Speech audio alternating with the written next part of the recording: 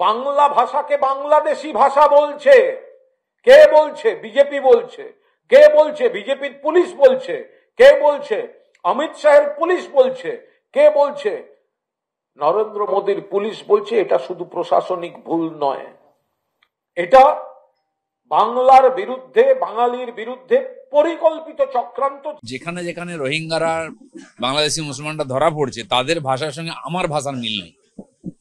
তো পুলিশের ধারণা হয়েছে যে আমরা যে কথা বলছি পশ্চিমবাংলার লোক, তার সঙ্গে ওপার বাংলা থেকে আসা লোকেদের ভাষার মিল নেই, তাই তারা বাংলাদেশি ভাষা বলেছে। আপনাদের ক্ষমা চাইতে হবে, এই চিঠিটা প্রত্যাহার করতে হবে, আপনাদেরকে বাংলার মানুষের কাছে ক্ষমা চাইতে হবে। একদম ঠিক ভাষা বলেছে। আপনি বাংলাদেশের একটা বই নিয়ে এসে পড়ুন, আর পশ্চিমবঙ্গের একটা বই, যে কোনো টেক্সট বই নিয়ে এসে পড়ুন, দুটোর মধ্যে পড়লেই বুঝতে পারবেন কোনটা সুবোধ সরকার লিখেছে আর কোনটা বাংলাদেশের কোনো শফিকুল ইসলাম লিখেছে। ওই ভাষাটা পড়লেই বোঝা যায়।